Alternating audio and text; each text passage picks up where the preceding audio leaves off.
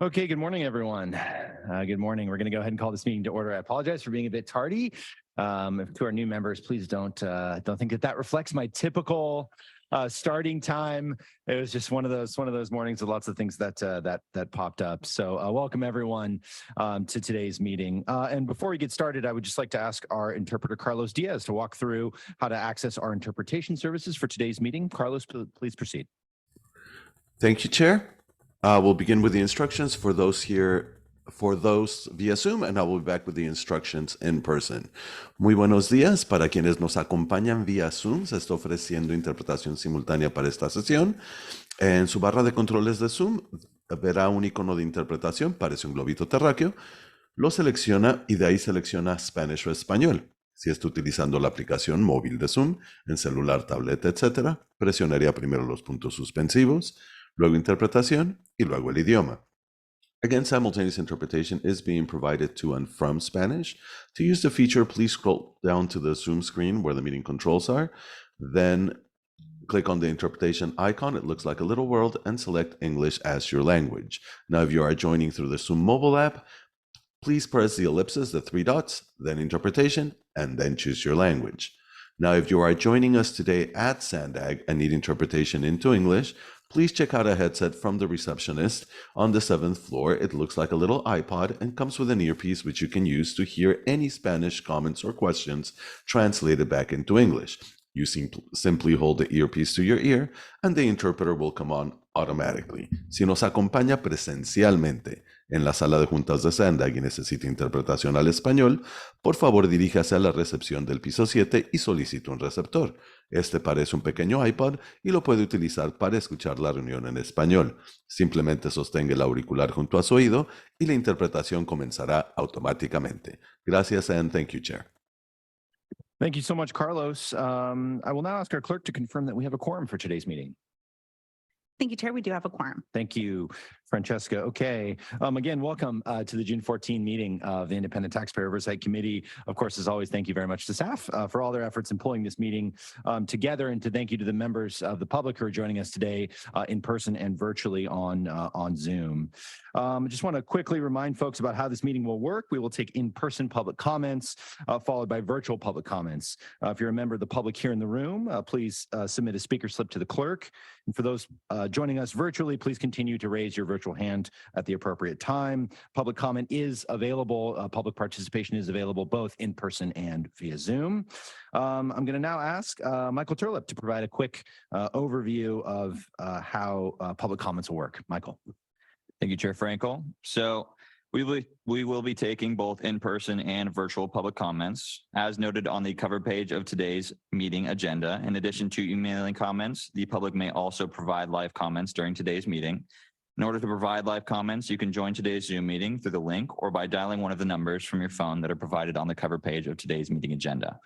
Join the meeting by clicking on the Join Webinar link provided in the confirmation email you'll receive upon registering. When public comments are called for on an item, on the Zoom platform, click on the raise hand icon in the Zoom toolbar. The chair will call on you by the name you provided. If you're participating by telephone, press *9. The chair will call on you by the last 3 digits of your telephone number. The instructions for providing live comments are also on the bottom of the cover page of today's meeting agenda, which can be accessed from the homepage of SANDAG's website at www.sandag.org. All comments, whether emailed or live, will be made a part of today's meeting record. Thank you. Thank you so much, Michael. Okay, we're going to go ahead and get started on our agenda. And the item number 1 is public comments, communications, and member comments. This is an opportunity for any member of the public to address the committee on an item not on today's agenda. If you are a member of the public and wish to address the board on an item on today's agenda, please reserve your comments for that appropriate time. Madam Clerk, are there any public comments on this item? We do not have any public comments on this item. Thank you. And bringing it back to committee members, any communications, non-agenda comments? No, seeing none. Okay, thanks very much. All right. We will move on to our agency report today, and Mr. Dujan is here to provide the agency report. Andre. Thank you, Chair, and good morning, committee members. Just like to take a moment to welcome our new committee members. Pleasure to meet you, Miriam and Lorraine, this morning. I just want to say, from a perspective of our financial team, the ITALK is a very important component. Just last week, we met with the rating agencies. Actually, we got an upgrade from our, we're AAA rated, which is the highest rating for our senior lien, but we got upgraded on our junior lien from a AA to a AA plus. And I think whenever we meet with the rating agencies, they always look at our strong economy, our diverse space, our impressive sales tax growth, our strong legal covenants. They also look at our management, the team that we have, the experience and reputation, but they also look at the fact that we have an oversight committee that's watching us as management. So I think that goes a long way with the rating agency. So I just really wanted to thank you for your time and your dedication for us. Since I'm on that topic, just want to update. I know you missed the last meeting, but currently we are, our board approved our documents last Friday. Our official statement has been posted for our most recent financing for our 2023 bonds. We anticipate approximately $500 million in bonds that we're going to be selling in the last week of June. Again, as a reminder, that's taken out the variable rate debt as well as the swaps associated with it. These are the bonds that we initially took out in 2008. They call the synthetically fixed rate bonds. So part of the transaction is we are going to get a net present value savings of $20 to $30 million, depending on the market conditions. But the biggest portion of it is de-risking our portfolio, getting rid of our interest rate swaps. So we'll be back to you in July. We expect the transaction to close the first week. So hopefully we'll have some results to present to you at your next meeting. So last week, our deputy CEOs, which is Colleen Clemenson and Ray Major, were in Detroit with the Councilman Fisher as part of the National Association of Regional Councils, or the NARC meeting, and we're proud to share all that the agency is doing. There's no question that the more we elevate our accomplishments, the more we have seen our projects attract attention and funding from both Washington, D.C. and Sacramento. In fact, we have a lot of great news to report. Just last week, we learned that SANDAG and Caltrans were recommended to receive $140 million for the Otay Mesa East Port of Entry project from the State Trade Corridor Enhancement Program. We also received $1.1 million award for Lausanne through the Federal Rail Crossing Elimination Program. Speaking of Lausanne, we are all concerned about the latest road closures or the rail closures in San Clemente, and also the MTS service issues. But SANDAG stands ready to partner with these other agencies to support the needs of our communities in any way that we can. This week, we'll be opening 4 more miles of the HOV lanes on I-5 as part of our North Coast Corridor program with Caltrans for a total of 13 miles between Oceanside and Carlsbad. And staff are putting the final touches in the planning study for the airport transit connection. And we're making progress on the Blue Line and Purple Line studies as well. A study to identify ways to expedite the Blue Line service between San Ysidro and downtown San Diego is expected to begin later this summer. And for the Purple Line study, we have selected a consultant and are days away from executing a contract and releasing the notice to proceed. This study, also expected to begin this summer, will evaluate the ideas of implementing a new passenger rail line between South Bay and Sereno Valley. Lastly, you're all invited to join us at a beach cleanup that we are hosting with the Surfrider Foundation on Saturday, June 17th in Imperial Beach. With that, Chair, that concludes my report. Thank you. Thank you, Mr. Dujon. Madam Clerk, do we have any public comments on this item? Thank you, Chair. We do not have any public comments. Okay, we'll bring it back to committee members. Any questions or comments for Andre? Yes, Sunny. I just have a question about the Purple Line. Is that coming through your on-call contracts, A&E contracts? Right now, we're in the planning stages, and so it would be under our planning on calls. Oh, And then when it moves, once we get further into the process, then the A&E on calls would most likely, although we are having some discussions about whether that would be a project specific. yeah, that's what I was wondering. Yeah, at this point, though, we're still in the planning stage and Got that hasn't been determined. Thank you. Susan, I have another question about that. The initial scope of the that study. What does that include generally? I don't have the specifics on it. Okay. There is an item in the item that the board has already approved and reviewed in the consent calendar. There's a link to what was presented to the board as what's part of the study. So Great. if you want to take a look at that, I or will. we can provide you more information. Yeah, no, I'll take a look. Thanks so much, Michelle. Okay, any other Committee member comments? No. Seeing none. Thank you so much, Mr. Dujon, as always. And congratulations on those awards. SANDAG is always very successful at securing lots of state and federal dollars. It's very important for the region. Okay, we'll move on to our consent agenda today. We have 6 total items with 2 items needed for approval. Madam Clerk, are there any public comments on the consent agenda today? No, they're not. Okay, so we'll bring it back to committee members. Any questions or comments on any of these items on consent today? Yes, Sunny. I just wanted to mention that we have some additional information that's been distributed by SANDAG for the triennial audit, performance audit that was not in the board packet. That's the consultant's information. So just to make sure that's noted. And I would like to move to approve the consent items, including the 2 approval for minutes and the triennial performance audit. Thank you, Sunny. Okay, we have a motion to approve consent item number 3 and 4. Do I have a second? I'll second that. All right, second by Mr. Hopper. Madam Clerk, please call the roll. Thank you, Chair.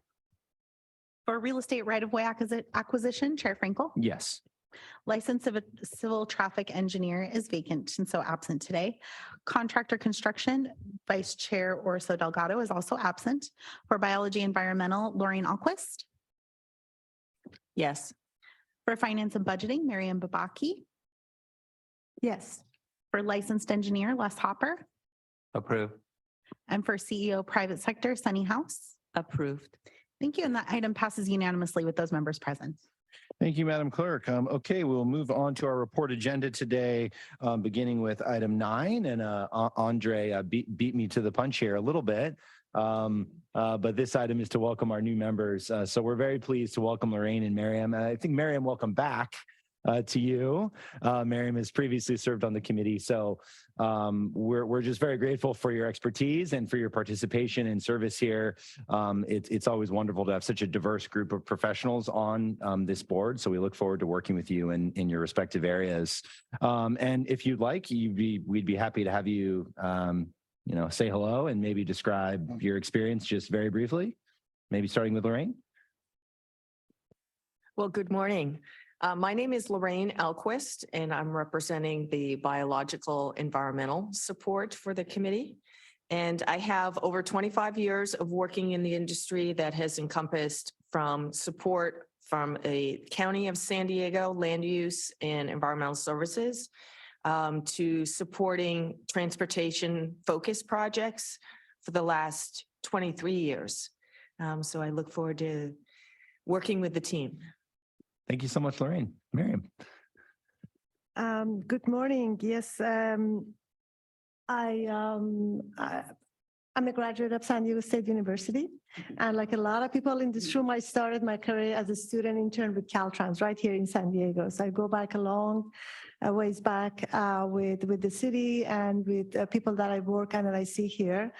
I've worked in my capacity. I'm a professional engineer. Also, I've been in charge of very big projects with Caltrans and other entities in terms of budgeting, financing, etc. So I'll be also serving in that capacity. So 30-some years of experience, being a graduate of the greatest university and working with a lot of people that I know and have come and I respect. So I'm here to continue to serve. Thank you. Thank you so much, Miriam. Wonderful. Well, we look forward to working with you both. Again, thank you so much. Madam Clerk, we may have a public comment from Mr. Bilaashka on this item. I was going to ask. Good morning, Dr. Bilaashka. Good morning, committee. Thank you. Welcome to the new members. I just had a quick ask. I went to a planning committee meeting yesterday up in Escondido. And as you know, unfortunately, I've bothered you with attending many of the meetings here at SANDAG. Appreciate the hard efforts. You do a hard job in all levels of being asked to do hard things. One of the things that came to mind during the meeting is what the role of SANDAG is in and the county for the cities as opposed to the unincorporated areas. I saw some plans for expansion of housing, and we're asked to do that in all over the state. And I'm concerned that we're not paying enough attention, particularly with the changes in the CARP models for climate problems. And one of the things I mentioned before is the role of agriculture in that. But that doesn't seem to be a part of the public conversation in the cities that are trying to develop a lot of housing. And I just wanted to ask the new members, particularly the biology representative, how they see, and not for an answer, but to think about the role of SANDAG, which to me is really engineers. But they're being asked to do public policy, they're being asked to do data, they're being asked to do everything that in some ways may be the rightful role of government and the agencies that government hires. And so kudos to SANDAG for continuing to do that. And I know this is an ITAC representation in terms of public transportation, but it seems that everything connects to everything else and it winds up in SANDAG's lap eventually. So I wanted to raise that as an issue to think about, and I thank the committee. Thank you, Dr. Bilash. Madam Clerk, do we have any other public comments on this item? No, Chair, that concludes the commenters. Okay. Wonderful. Well, we will move on. We're going to take the next two items a little bit out of order. Mr. Kluth is here to provide us an update on the bikeway program, and he does have some time constraints today. So we're going to start with item 11 and then move to item 10 on the state of the commute. And so again, this is the regional bikeway program status update, and Chris is here to provide us with some information. Good morning, Chris. Good morning, and thank you for accommodating my son's graduation this morning. My family is thankful that they won't be waiting around for me at the last minute. So here today to give an update on the regional bikeway program. And beside me is Mr. Luis Shar from the city of San Diego. Thank you, Josh. We had a request last time for some additional follow-up questions on how the process is going with review and approval of our projects at the city of San Diego. So Mr. Shar is here to help answer some of those questions and hopefully be able to fill out some of the information that I wasn't really able to answer last time. So back to the report for today. Really the focus of today is kind of a follow-up from last time. The regional bikeway program is started as a $200 million commitment from our board of directors back in 2013 to implement our highest priority projects from the regional bikeway plan. And so we've been working very hard on that. And to date, you can see in the table at the bottom of the first page, the projects we have open to the public, a little over 23 miles. We have 2 projects in construction right now that are a little over 11 miles, Pershing Bikeway and the Bayshore Bikeway, Barrio Logan. 2 big, complicated, expensive projects, but they're going to be really transformational and fill gaps in our network and work to help us fill that network out for major points of connectivity. And then also we have a little over 24 miles of projects that are, it says final design, but most of those are like really designed, and we're just trying to wrap up the last details on approval and get those ready to go out to construction. We'll touch on the projects going out to construction and the schedule of that a little bit later. And then finally, we have a couple of projects that are, we got grant funding for construction, and we're doing the NEPA on those, and those will also be heading to construction as part of that list. We'll touch on later. So one of the things that we focused on last time was the funding shortage and the funding gap that was due, due to inflation, and we talked a little bit more about that in detail last time. We have currently approximately a $68 million funding gap at the time when we talked to you last at the beginning of the year. And so the good news is that we've been busy writing lots of grants. Our finance team has been able to get a hold of and program a fair amount of the carbon reduction program funding. I think most, if not all of that, that came to SANDAG has gone to the regional bike project. So that's super helpful. If you want to skip back to table 1 on, I think it's the 3rd page of your report, there's a summary of the newly minted non-local funding. So that's a little over $53 million, 17.5 from the carbon reduction program. We got almost 11 million from the active transportation program at the state level, and then another almost $21 million from the active transportation competitive program at the regional level.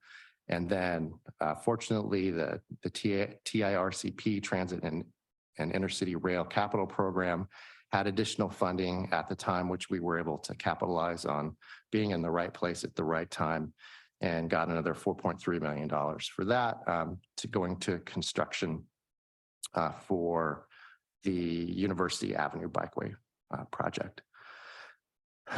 So the bottom line is that the good news is securing that additional funding.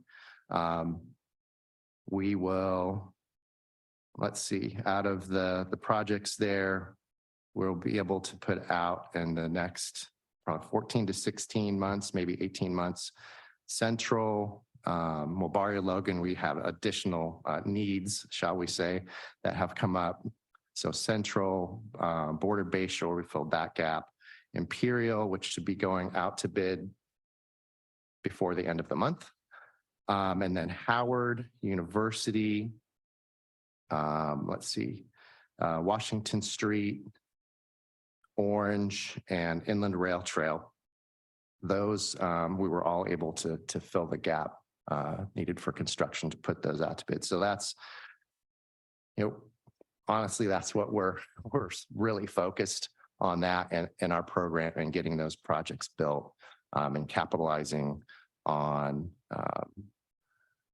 all the work that's gone into that. And it really goes to show how effective SANDAG are able to leverage that additional Transnet funds. And without that, really gave us a leg up on design, really gave us a leg up on being able to provide matching funds and just being ready for all the different grant programs. So I think we're very, very grateful for the bike program that we're able to leverage all those funds pretty effectively.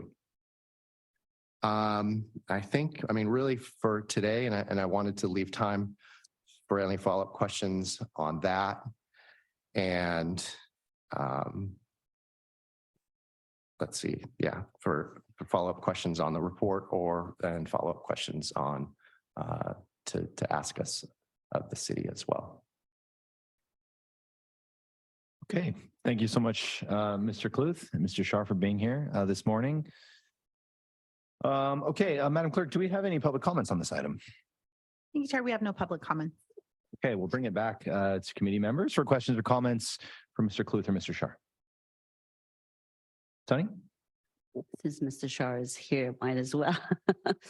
Mr. Kluth, Mr. Shah, how is the city process, the permit process and review going now? I know there were some hiccups, and I know the city has stepped forward and stepped up, so we really appreciate that. So maybe you can give us a report on that.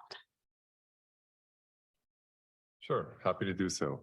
So good morning again, Chair Frankel, committee members, Louis Shah, and the Assistant Director for Engineering and Capital Projects Department. So just a quick overview of the process that was created to work closer with SANDAG and the delivery of these bike lanes. We're very excited about this partnership. Originally, the program was going through our Development Services Department as any other permit or agency project, or even some of our CIPs go through that process. As this program was going through that process, a lot of elements of these bike lanes are new to the city as far as standards, as far as systems in the right of way. So there was a lot of confusion and discussion, and the process that we have at Development Services Department is a cycle review process, which goes to different expertise for reviews without a standard, without any information really to review that against. It caused a lot more need for communication, coordination, and really that cycle review system is not really built for that type of review. And so in discussion with SANDAG, we agreed in 2019 was the first project that we agreed to. Why don't we try a pilot project between engineering capital projects and SANDAG to see if we can do a little bit better in delivering these bike lane projects. Then we got together in 2020 and looked at, we probably need to revise this process, make it a hybrid review, not our typical review. And so what we did at that point was we put a team together led by Louis Schultz, who's here with me today.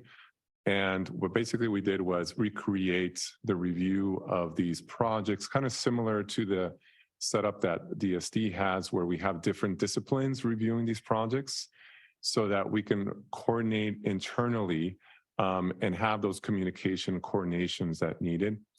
In addition, we have an executive management meeting that we have put together so that if there's issues that need to be elevated because they're non-standard or there's departments that have conflicting comments, we can get together at the higher management level in order to have those discussions and find resolution. So the concept originally was, let's try and build something that we can put something forward after one review. That was the ideal situation. Now, keep in mind when we started this new approach, this is right around when the pandemic started. We were having a lot of internal issues as far as for communication and equipment and getting staff, as productive as they had been in the office in this transition. So that took some time. What largely makes this process successful is active communication and coordination. And so I would say there was a little bit of impact because of that then. In addition, again, we were still doing our full review, except we're doing it now through Engineering Capital Projects Department. So we still needed to look at what is being proposed in the right-of-ways and new systems for bike lanes and making sure that these standards are something that we can continue to operate and maintain. So there was a learning curve there for us. And also the individuals that we identified in different departments to perform the reviews, this was an additional assignment for them. We pressed upon, of course, that we wanted to prioritize and move this forward because we have also vested interest in these projects moving forward as quickly as possible. And so establishing those teams and the right contacts, again, that took a little time.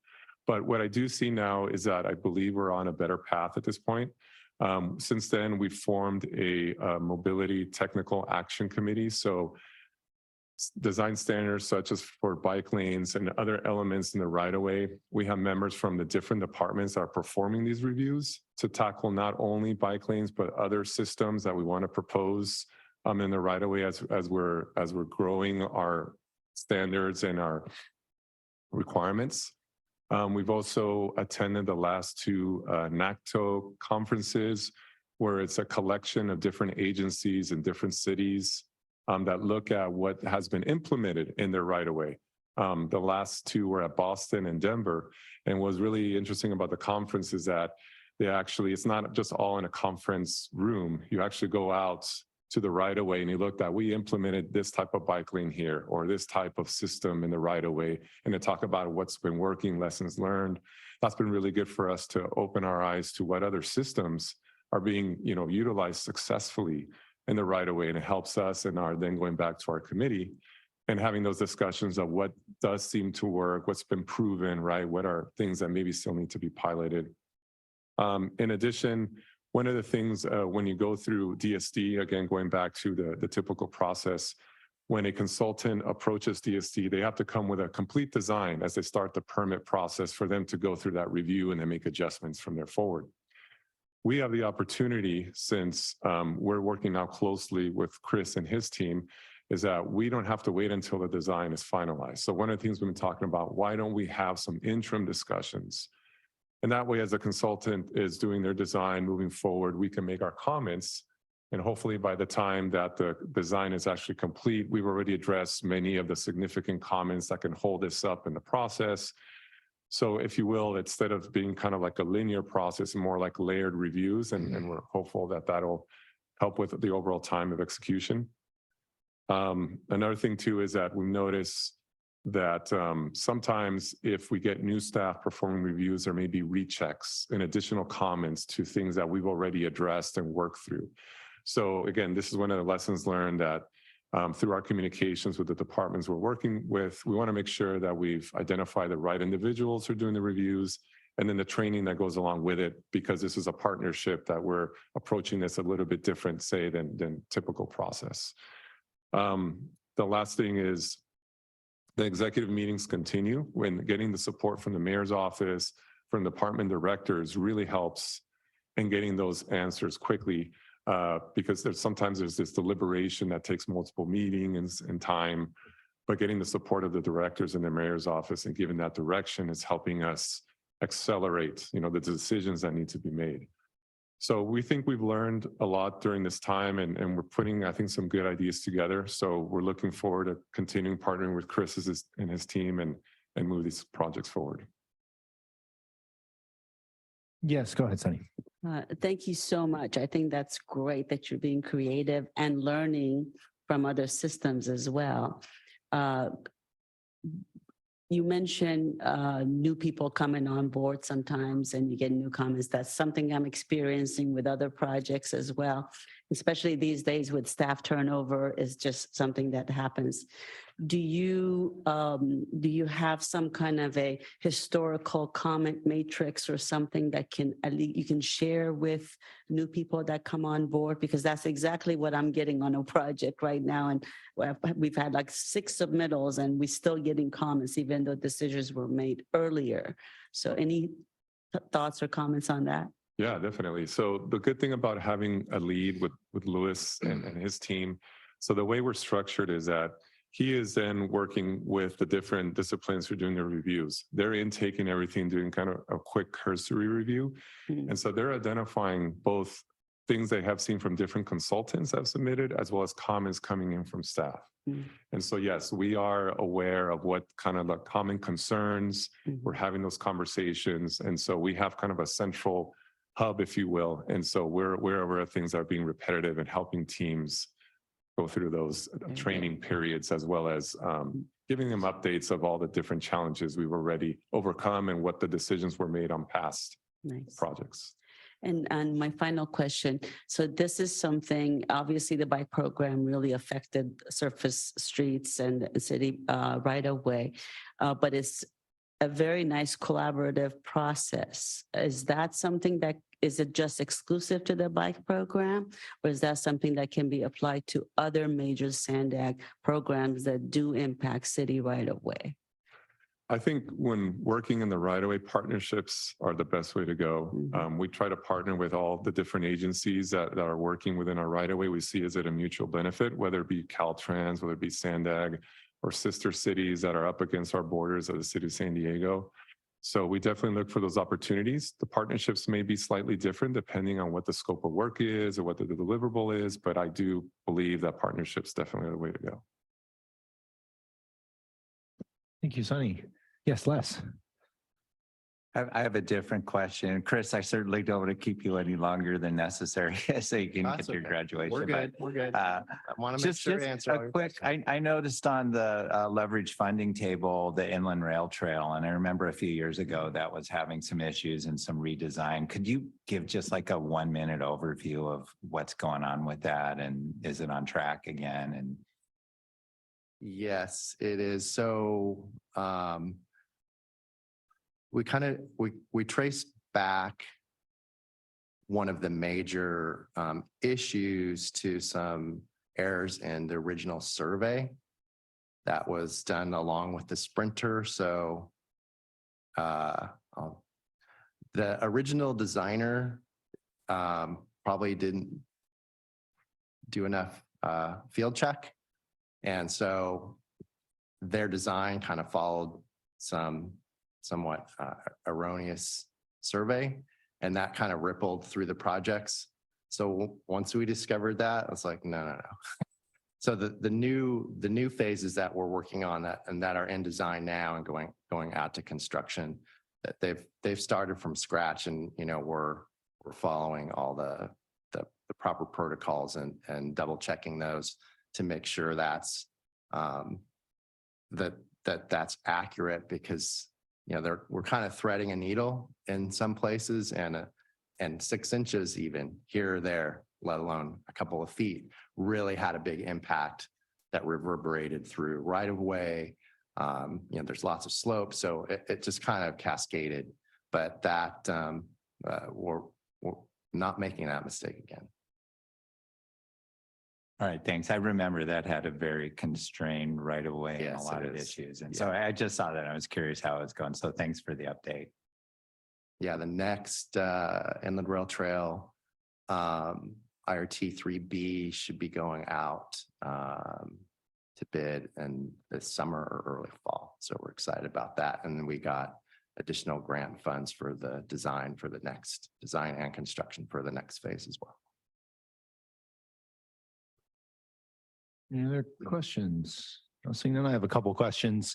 We're about a decade in to the bikeway program here. And so, I guess, Chris, for you and for the city, I would think, and I would hope that there are kind of standardized sets of constraints that, the city and your engineering team is aware of now. And so as we've worked through the process, when a new project comes in or is approved for design, I would think that there would be, a handful of items that are kind of typical constraints on most of these projects that you can, engage early in that coordination. I mean, I really appreciate the process changes that have gone on at the city.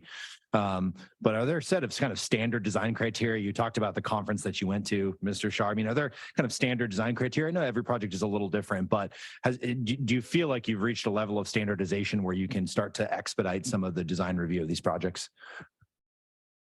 So there's two parts to that, I think, question. We are working on continuously adding to our standards, and that mobility committee is reviewing those different type of systems that are typical.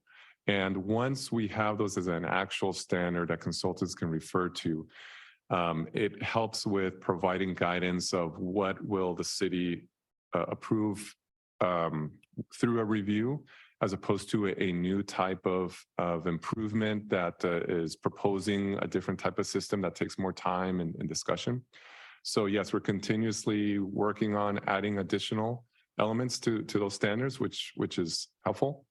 But also, again, there's been a lot of lessons learned and already the coordination that we've done on these projects with both consultants and in-house. So yes, there's many type of systems, there's many type of proposals that are still for us non-standard, not part of a standard design detail, but yeah, we've already reviewed and accepted for use in the right-of-way, which helps with the total time of a review.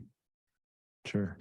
And Chris, from a SANDAG perspective, do we utilize the same design teams? I mean, I would imagine that there's some benefit to the firm that designed the Mead Avenue Bikeway also designing University and understanding, having the same people work on these so that they understand, hey, this is a detail the city will accept. This is something that they won't accept. Or do we have, multiple different firms kind of working on these designs? We do have multiple firms that we've brought on board over the years. I think that as time goes on, you definitely see that some firms are a little better at navigating the challenges and kind of working with the different folks at the city, different cities. And so there's definitely, we have go-to teams when we kind of get stuck, but we still like to, in the long run, I think, those firms tend to learn a lot from us because we are somewhat demanding of what we expect at the end. And, it gives them a good opportunity to sort of expand their experience as well.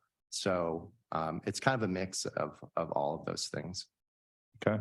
But yeah, I mean, I understand your question, and if you look at the projects that are going out now, there are a couple firms that have sort of ended up being more efficient and more effective in designing those, so that there is a benefit to that. Sure. Yeah. And I regularly work at DSD, and, there's a handful of people. It's not just one, of course, but that know the standards, they know the submittal requirements, so you're not getting kind of basic foot faults and spending extra time, for them to learn on the job. So I would, it's great that we're continuing to utilize those firms that do have that knowledge, because I know that these projects are important. And with respect to timeline, there are a number of kind of key segments. I'm thinking about Orange Avenue because I just biked there last weekend. And this is a huge right away, right? Tons of parking, it's really wide. It seems like a perfect segment. So it seems like, those kind of keys. University, I think, is similar. You think that construction is, roughly 18 months out. How confident are you that that will happen? I'm pretty confident. We have the funding. And we have just a handful of pretty small items for each project.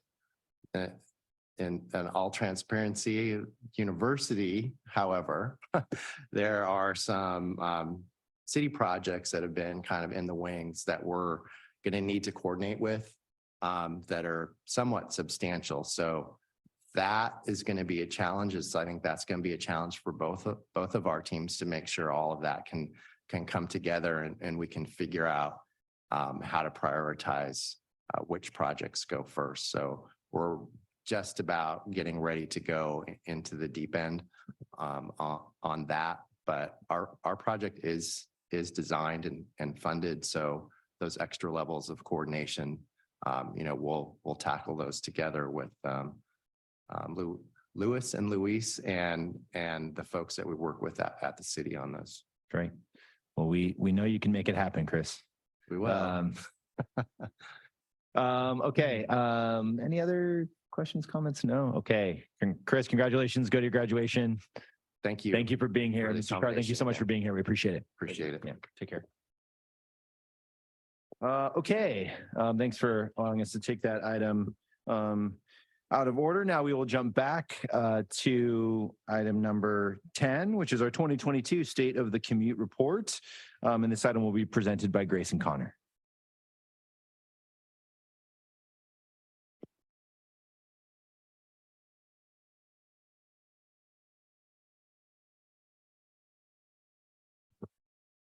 Good morning, ITALK committee members, and welcome to the new and returning committee members. We are pleased to be here this morning. As Chair Frankel has noted, my name is Grace Nino. I'm Principal Research Analyst here at the Applied Research Division, and I'm pleased to present Connor Vaz, Researcher and Modeler 2. He has been actively working behind the scenes on the state of the commute since 2020. I also want to note that Connor and I are not the subject matter experts on a bunch of the topics that we will present. However, those SMEs are online via Zoom. So if any questions come up that Connor and I cannot answer, we do have the SMEs online available to answer. And then anything we can't answer, we will note your questions down and we'll be happy to return to you. So just a quick overview of what we're going to be presenting today. We just want to do a quick introduction and then give a quick background about this process, give an overview of the 2022 State of the Commute, and then the actual results and next steps. So quick background.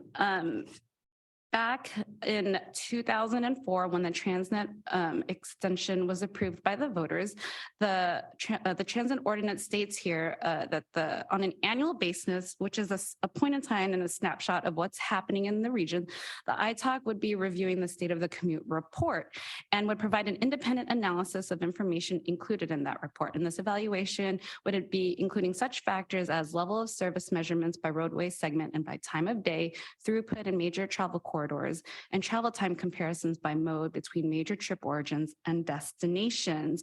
And such information will be used as a tool in the RTP development process. And so throughout the years, the state of the commute reflects what's mandated, but it's also had a lot of indicators that have been added and removed in the last 14 to 15 years.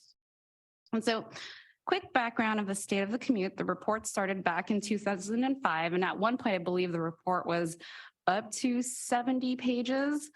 And so in partnership, again, with Caltrans, MTS, and NCTD and SANDAG staff, I just want to highlight here that we have a long-standing partnership and working relationship with our partners, and we never do anything in a vacuum. And so I just want to thank our partner agencies for always working with us. But, you know, back historically, they came up with the performance indicators for the report. And so since then, we've completed 9 reports, 5 info bits, and now we've transformed the info bits into a data dashboard, which is now live on our open data portal. So back in the 2018 Transnet Triennial Performance Audit, there was recommendations on relevance to performance. There was a total of 40 recommendations, and 28 of those were specifically on performance. And so we just want to give a quick progress on those recommendations. And so in the audit, it said capturing performance outcome data related to safety metrics, pavement conditions for highways, local roadways, and bike and pedestrian modes. And so in response to that audit, SANDAG has been working on creating a performance framework. And so back in 2020, the Applied Research Division has assumed a lot of the performance monitoring from the planning department. Also, we're in development right now of creating a regional safety dashboard to help support our Vision Zero efforts.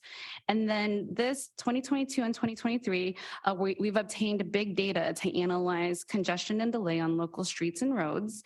And then upcoming in 2023, 2024, we also have bridge and pavement dashboards in development. It's not finalized yet, but we're starting to do that process as we speak. And then in 2023, 2024, we plan to add performance monitoring modules for local jurisdiction data collection pending the Transnet ordinance amendments slated for next year. So just to give a quick overview, I want to give a quick shout out to our ITALK SOC subcommittee members, and that was Pedro Orso Delgado, Stuart Halpern, and Les Hopper, who flew in late last night from Montana. So I thank you, Les, for being here, even though we came in at midnight. But I just want to thank them for their efforts and their time and their feedback, and just providing us their wisdom and guidance on how to improve previous state of commutes and future state of the commutes. And so back in 2020, when we assumed it, we added a Transnet description. We provided an overall commute trend summary icons with stats. We added senior mini grant statistics that Transnet funds. We added regional bikeway mileage and also regional bike counts. Items added in 2021, the top highway routes with most congested bottlenecks for morning and PM peak times, and then safety data for motorists, bicyclists, and pedestrians. New to the state of the commute this year for 2022, we've had big data on congestion and mobility on arterial roads. And I just want to stop and just highlight also that you're going to be hearing from Alex Estrella, who's behind me right now, and he will be providing a status report on the local streets and roads annual report. And both our groups are working closely together to be in constant communication of what's happening on the arterial roads in the region. And we've also added Caltrans's data for bridge and also for pavement. All data is now available on our open data portal, and data is now in electronic and dashboard format. So just a quick reminder, this was the last info bit. It's now transitioned from paper reports to data dashboard, but for those of you who still love paper, at your desk side is our one-page highlights, or one-page back and front. Highlights summary of the 2022 state of the commute. And then, here's a QR code if you want to follow along. You can scan the QR code with your phone or your iPad, and it will lead you to our live data dashboard. And Connor is now going to be going over our live data dashboard.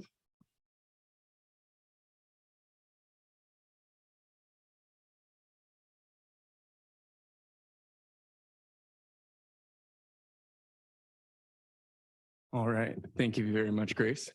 And so as Grace mentioned, this report has taken many shapes and forms, and we are proud to announce this year that we have finally made the transition to a dashboard format, and it is housed in our open data portal. So for starters here, there's a lot of benefits to the open data portal. One of the big things though that's really awesome about this is that not only does it give people access to the data itself, so that means people like me have to respond to data requests less often, but it also means that now we're also able to be more transparent, and it's a lot more accessible for people to not only make custom visualizations with the data that we're reporting, but also get to interact with more years of data in a more concise and easy to interpret manner. So a lot of the language that we have here is transitioned over from the past reports. But as Grace mentioned, we've also added new data points this year in response to the triennial Transnet performance audit. So I'm going to go over the dashboard here and also highlight a couple of key findings as we move through this report. But the general headline here is that while we are seeing returns back to pre-pandemic levels, we are not quite there yet. So just as we go through a lot of these key points, you'll see that there are some significant increases and decreases for certain metrics, but generally speaking, we have yet to see anything reach pre-pandemic levels again. So some of the headline findings that we're reporting here, we report on VMT, vehicle miles traveled, and we're reporting that there was an increase from 2021 to 2022. And we're also reporting that travel times on our highways along selected corridors that we've been tracking in the state of the commute for the past couple of years have increased from 2021 to 2022 during those peak periods. Another thing as we go through here, I'll just highlight a couple of the interactivity functions of the open data portal. So as you can see here, we have a figure here on the left side of the screen. If you hover over any of these bars, it'll give you the exact numbers that are being represented on the figure. In addition to that, you also have this icon on the bottom left here, which allows you to view the data in a summary format if you prefer to see it like that as opposed to in the figure. And additionally, you see this vertical ellipses here. If you click on that, that'll allow you to not only export the data, and you can choose whether you want to select specific years or specific metrics for that visual, but it'll also allow you to go to view the source data. And that source data will have tons of documentation and metadata specific to exactly what's being represented, where the data came from, and any type of analysis or aggregation that was conducted on it.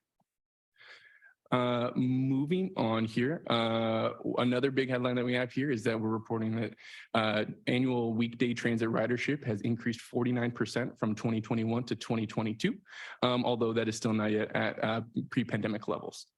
We also report on collision data that's reported to the CHP, and the data for 2021 and 2022, we want to stress that is still provisional data. It is yet to be finalized, but the preliminary data is reporting that we have seen a decrease of 8% on data that's reported to CHP as far as the number of collisions that are reported. So as Grace mentioned, in the State of the Commute report, we touch on highway travel and a couple of different metrics. As we mentioned, ADT, we also mentioned vehicle miles traveled and travel times. We report on lots of different transit conditions, specialized transportation, and bike lanes and counts. New to the State of the Commute, we'll get into a little bit later. We'll be highlighting conditions on our local roads and infrastructure conditions. One thing we always like to start on with the State of the Commute is to kind of lay the ground floor about what the region looks like. And we do that in a couple of different ways. As you can see here, we're reporting on population, employment, and gross regional product.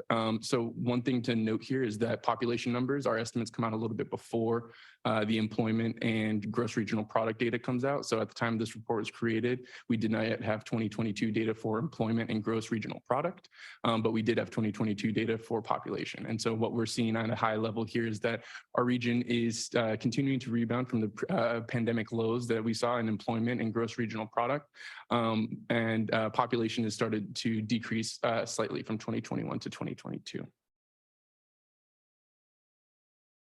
We move into some highway travel in the next section here in the report. And so we look at two different metrics here in the forms of maps. The one that you're seeing here on your screen right now is travel time analysis. This data comes from Caltrans, who've been a good partner in producing this report. And we use quite a bit of their data for this report. And what you can see here is that along 12 selected corridors, we have two directions. So we'll have an AM peak period travel and a PM peak period travel.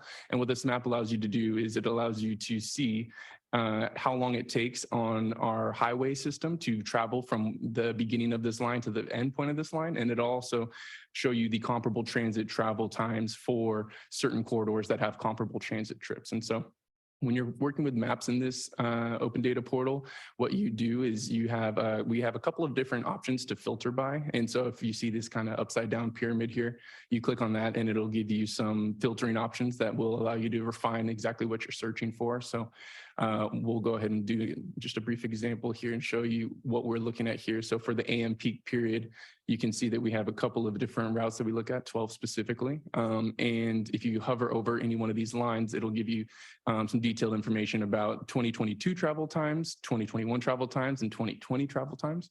And for this corridor here that goes from Oceanside to downtown via the I-5, a comparable transit trip on the coaster takes about 61 minutes compared to about 39 minutes on the highway system. And so this map allows you to view quite a few different corridors. And so for the AM peak periods, we have a departure time of 8 a.m. And for PM peak period travel, we have a departure time of 5 p.m., which is consistent with how we've reported this information in the past. Moving on, we also look at congestion at some of the known congestion hotspots in the region. We get these congestion hotspots from PEMS, which is the Performance Monitoring System in Caltrans. And so they identify the 20 most congested hotspots in the region during the AM peak period and in the PM peak period. And so we're reporting that in this figure here. As you can see, we have the blue dots as the PM peak period hotspots, and we have the orange dots as the AM peak period hotspots. And the sizes are determined by how large the hotspots are. And so generally speaking, what we're seeing here, in addition to travel times began to increase from 21 to 22. We're seeing that volume at our hotspots for the congestion is also increasing from 2021 to 2022. And if you hover over any one of these spots, it'll show you the same little flyout with some information about year-over-year change, as well as the number of vehicles counted during that period. So one of the four goals, main priorities for the regional plan is safety. And so what we do here as SANDAG committed to the National Vision Zero campaign as a part of the 2021 regional plan. And so we are diving a little bit further into safety in this state of the commute. And so what we're displaying here in this figure is that the overall number of collisions declined from 2021 to 2022. Again, this is provisional data, so this may change for 2021 and 2022 before the CHP finalizes that information. But what we're seeing here is that, like we mentioned, the overall number of collisions peaked or bottomed out in 2020 as more people got off of the roads. But what we also did see in 2020 was there was a pretty strong increase in the number of fatal collisions because speeds on those roads increased due to the lack of congestion on those roads. And so this figure also allows you to filter by the collision severity as well. Moving on to transit.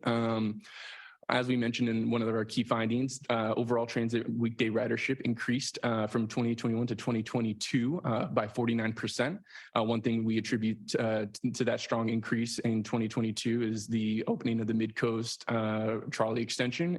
In addition to what we're seeing from preliminary findings from the YOP study is that we're also seeing increased ridership in youth due to the availability of the no-cost fare system. And so what we're seing here is across pretty much every transit metric, we're seeing increases in almost everything that we monitor. And so we'll dive into a couple of those a little bit further here. We report on passenger miles, revenue miles, and passengers per revenue miles. All of those were up except for average weekday revenue miles, which dropped slightly in 2022. But again, most of these, as far as weekday passenger miles and revenue miles, have not yet quite reached their pre-pandemic levels.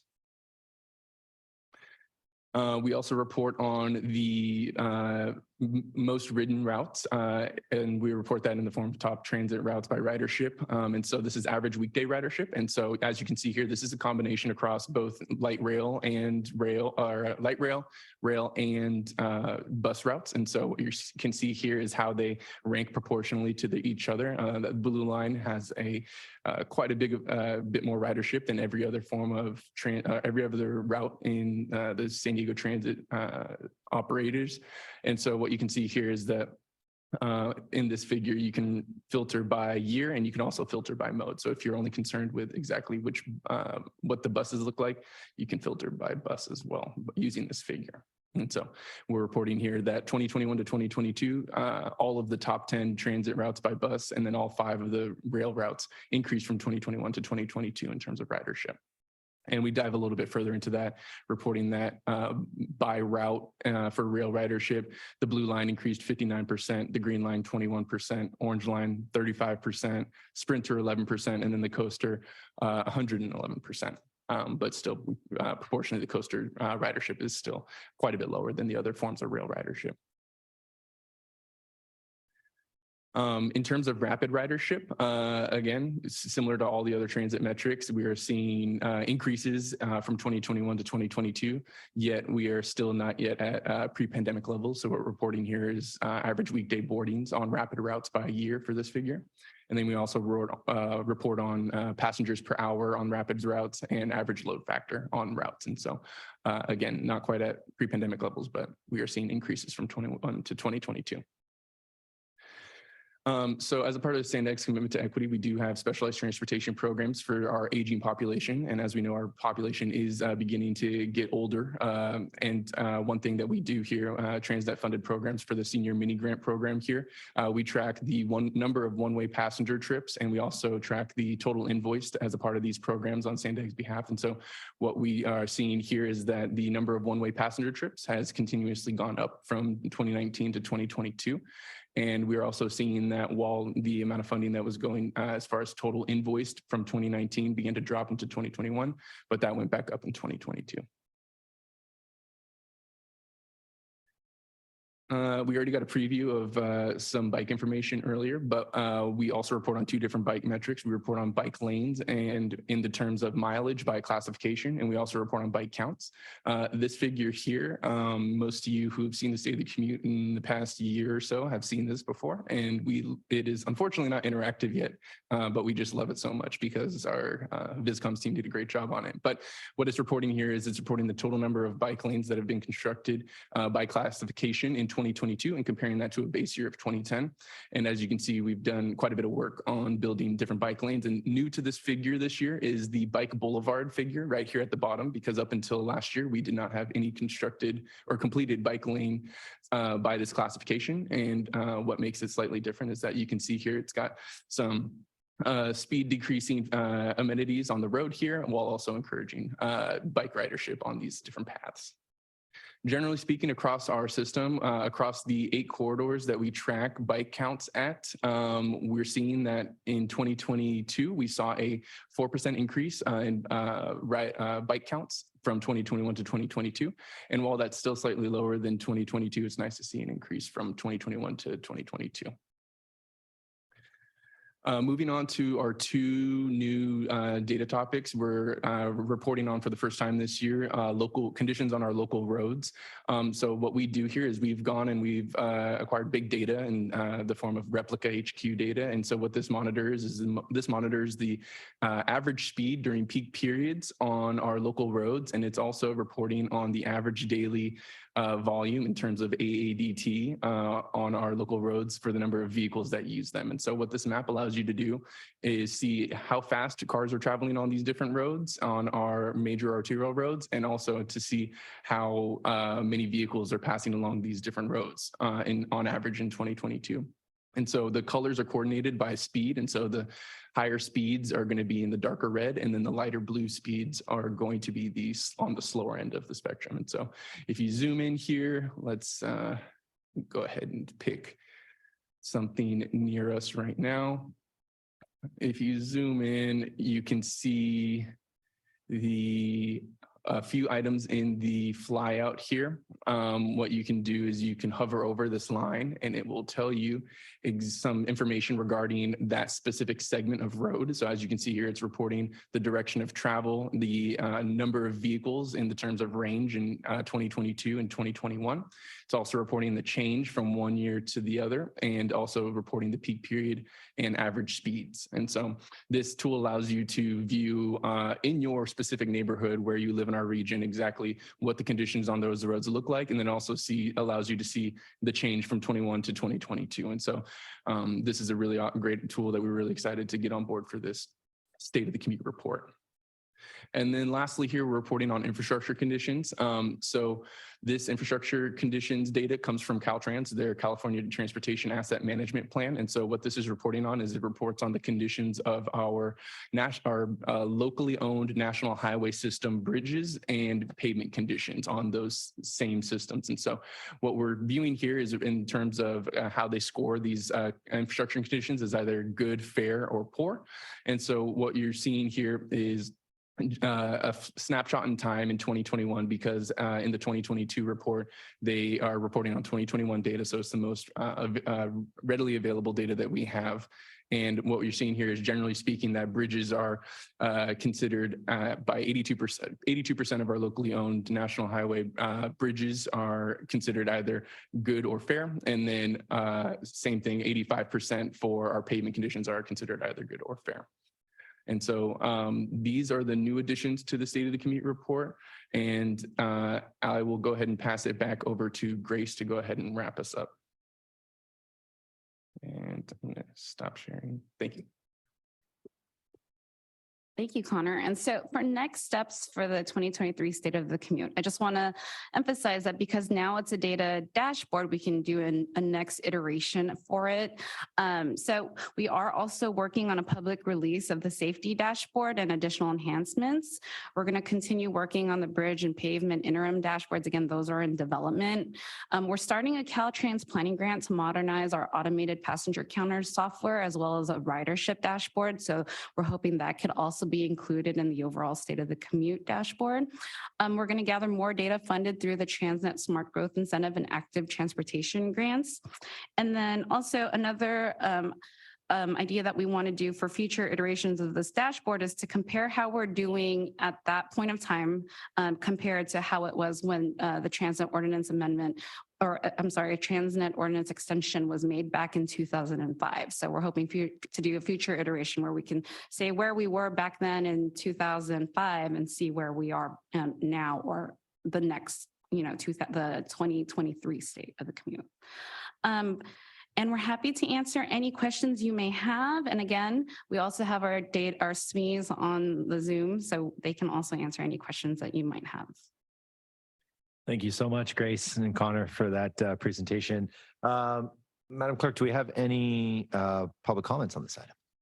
Thanks, Chair. We do have public comment. Tim Bilaashka will be up first. And then we'll go on to Zoom and the original draw will be next.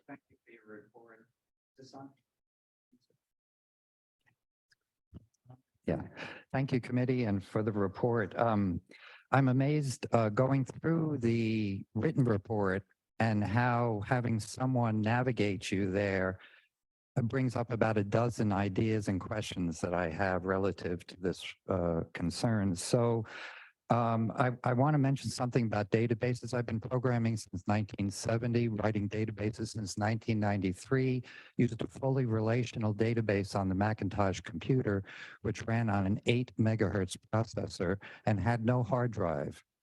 And I presented my board cases doing that. I wrote it in a month because the software was so good, and now it runs on no modern computer.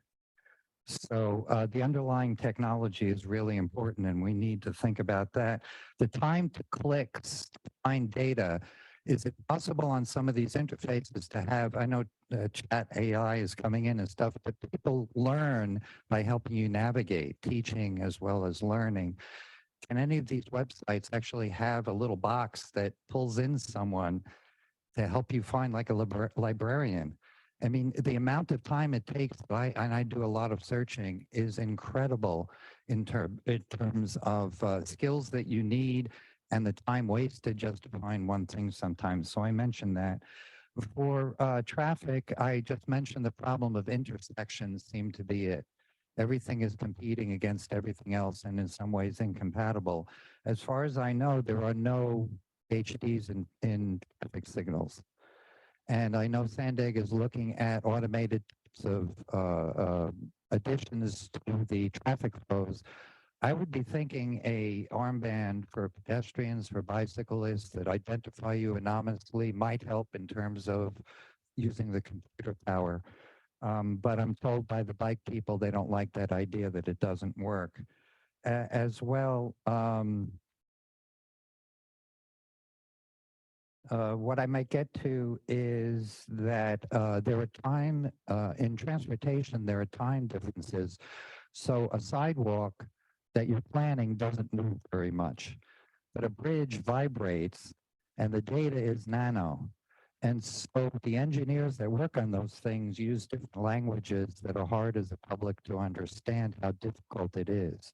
So these are just some of the things I would ask for cycle times at intersections to be added to the data portals, because it's really infuriating to be sitting there in traffic with no cars moving because the signals are doing what they're doing. And for that also, so the cars that are backed up at an intersection and the cycle times that are unused may be useful information to be studying the improvement in traffic flow. Thank you for your time. Thank you, Dr. Bilaashka. Madam Clerk, do we have other public comments on this item? Yes, thank you. The original draw, you can go ahead. So just like with anything, you know, data can be used for good, but for me, listening to you guys talk about this and knowing the plans of SANDAG and all of these boards that, you know, dictate things for the people, I feel like this is a punitive use of data collected because it's going to lead us into being charged to drive. You know, by the hour, whatever it is. But, you know, I don't think even people understand how you're able to get vehicle miles traveled right now. You know, you're like tracking people in their driving, you're even tracking people in the bikes. And like I said, you know, that can be used for good, but this is because we're being pushed into a whole new way of life under the UN's agenda.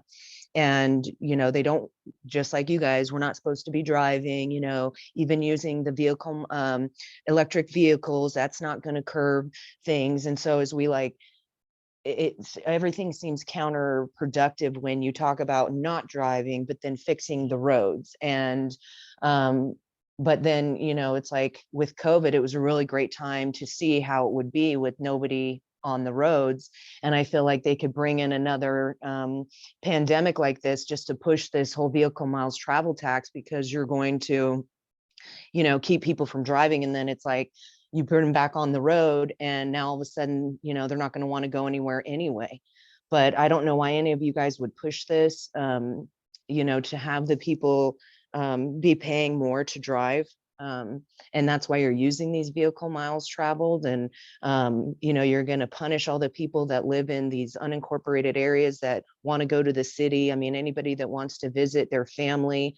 And it's like, we can't even, I mean, with the MTS strike, it's like, even just with this whole transit and wanting people to ride it, we're not offering people even public restrooms. And I've told this to MTS and other boards, but it's like, there's companies that offer this in exchange for putting ad space on these products, like be it, you know, benches or shelters or bathrooms, and they offer it for free. They maintain it. And, you know, but we don't look into things like that. It's like, we're not wondering why maybe they're, because all these numbers as well are from the year before. So the new ones for this year are going to be totally different with all this stuff going on. And I just think we need to be looking into, you know, reasons why possibly people wouldn't be riding this kind of infrastructure more. And that could have to do with the bathrooms, and the people that are working there don't have good working conditions. So, you know, I think that needs to be looked at in your data. I mean, because you want to, you know, track everybody's, you know, travel, but we don't really look into other things. Anyway, that's it. Okay, that concludes the public comments. Thank you, Madam Clerk. Okay, we will go to committee members for questions or comments for Connor or Grace. Les, you can start us off. So first off, Grace and Connor, I just want to say thank you for putting up with our subcommittee and doing such an incredibly great job at putting all this information at our fingertips. I think it's very useful for SANDAG and all the member agencies. And I guess with that, you know, the asset management thing for all the member agencies is really important. And looking at the next steps with the bridge and pavement, I noticed that, you know, we just have data from Caltrans. So that's just for the state highway system. Is there a plan to expand that into the local agency streets as well? Because, you know, a lot of funding is going to go that way. So I was just curious if that's on the horizon. Yes, with the Transnet ordinance amendments that may be pushing through in 2024, our plan is to have the local jurisdictions input more data from the funding that they receive. So yes, it's in progress. It's not as quickly as we'd like to have it. I know we all want to have data at our fingertips quickly, but yes, we plan to have a bigger picture to show not only the Caltrans assets, but also the locally owned assets as well in our region. I could do one more, Sunny. So the other thing is I noticed on the transit ridership, and that's really interesting, especially coming post-COVID now, and we're growing back. We're halfway through the year. Do we have any interim data for 23 yet that shows which way the trends are going?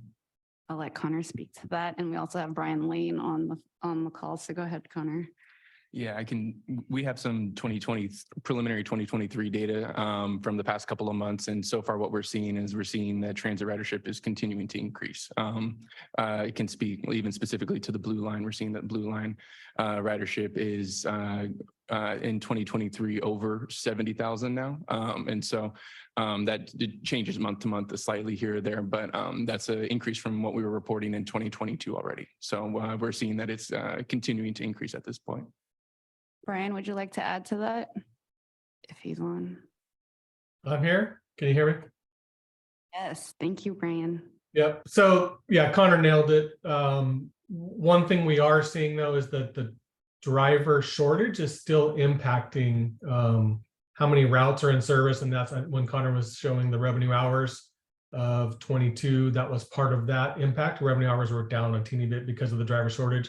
Both agencies are coming out of that driver shortage with the bonuses and pay practices that they're doing. So ridership is still on that upward slope, and we're pretty excited to see it. We're seeing companies change their work from home policies as well, and that's also helping transit ridership. And then congestion on the freeways is increasing, so that generally also helps push ridership. So it's mostly positive news, but hopefully we don't get into the weeds too much today. But you know, MTS does have a driver strike going on right now, and so that's impacting ridership obviously in this very short term, but we're hoping they can get out of that shortly and return service to normal. Thank you. Miriam, yes.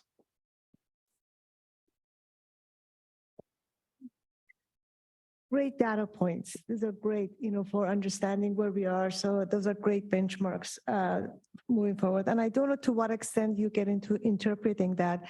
One of the slides that I saw, what really caught my attention was the one that showed the transit ridership.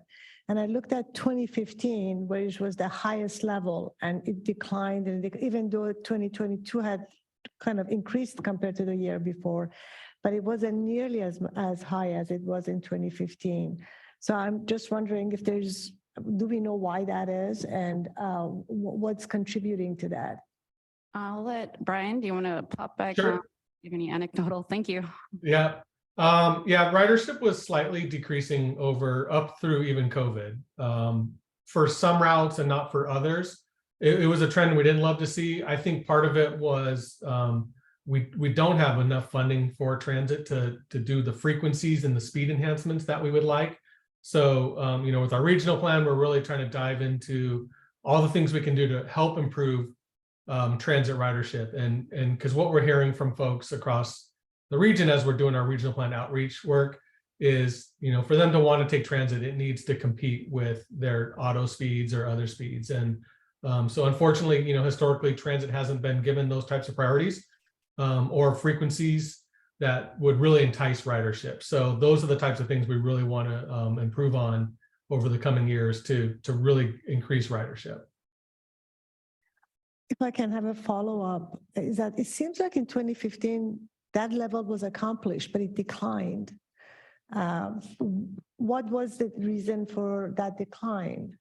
I think for a couple years, gas prices were also going way down for a few years. And so gas prices do have an impact on transit ridership. Congestion was going down a little bit during that time, I believe, as well. I'm not sure, but those do have impacts on ridership.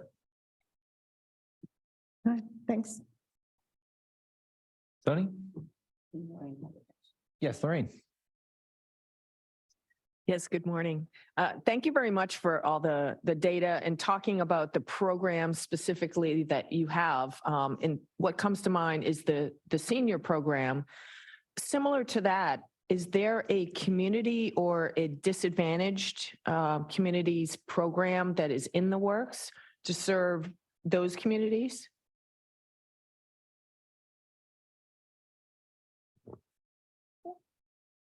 Specifically funded through Transnet, is that what you're asking? Well, just as an initiative, maybe with SANDAG, we want to be sensitive from a Transnet funding perspective, but just for ridership, you can see where the trend has went down. So just as a counter action to make sure that resources are available for those communities. Right. So Connor had mentioned that the success of the Youth Opportunity Pass providing free transit to juveniles or up to the age of 19, that has helped increase with the ridership, and we hope that they continue to be riders in the future. And I think we're hoping if there's more funding to expand that to other groups across the region. So. Thank you. Sony? So I wanted to get a little bit more clarification on source of data. The commenter had some concerns about tracking and things like that. Can you explain really how the data is developed, and is it specific to a vehicle or is it general? How does that work? So for both the data that comes from Caltrans and their performance monitoring system, that's count or sensors that are in the highways, in the pavement of the highways. And then also we have Josh Clark here who oversees our biking program. And those counters are on 8 stops. And Josh, do you want to just talk about that really quickly? Sure. Hi all, it's the same technology, pretty much inductive loops in the pavement. So across the width of the bikeway or within the bike lanes or cycle tracks. So you don't know who is riding over those counters. You're just counting cars or bikes or something We like do that. a validation study for 14 hours, but now I couldn't tell you what the type of rider that's going over it. We just want to confirm the accuracy. Okay. The other thing I was wondering was on your dashboard, is there an opportunity, is this interactive so people can provide input or data, especially on state of repairs and things like that, where people may notice things that, are not necessarily captured. It's not real time, is it? No, again, this is an annual report that just provides a snapshot. And again, it's 1 year of time. So at this point, we're just reporting on 2022. It is not live data. It's not interactive where they can report a pothole or a broken counter. It's just more to provide an overview of what's happening on the system at a region level for 2022. And then we provide previous years up to 10 years for certain data points. But again, like you said, it's not a live data point. It's just a point in time. Okay. My last question is, are you aware of software that are being used by other agencies where it shows connectivity? There are companies that actually provide that type of assistance. City of LA, for example, is using something like that, where they have a dashboard where they can actually show access to employment, access to entertainment and things like that using transit. And whether it's buses or or rail or something like that, to promote, connectivity, that you can get connected to various areas, centers through transit using this information. So I'm not sure if you're aware of that or not. I was not aware of it, though I can't say that our planners might be aware of that technology. So Brian, I think Brian's still on, but with all the things that are going on with regional plan development for 2025, do you know of anything that we're looking or with transit and connectivity? Not necessarily this time. I mean, that's something we're still exploring. Okay, City of LA is doing it, and LA Metro is actually Alex is- considering kind of joining maybe and getting some of their projects connected that way as well. Hi, good morning. Alex Estrella, Technology Planning Manager, and I'm involved in the regional plan. What you're referencing is the actual tools for the user interface to provide those Yes. transportation mobility choices. We're working on a number of efforts and activities on the regional plan vision. But the idea, and we recognize that we want to provide that level of information to all transportation users so they could have that at their fingerprints. So we've been looking at such systems like that to enhance our own travel information services. Great, thank you, Alex.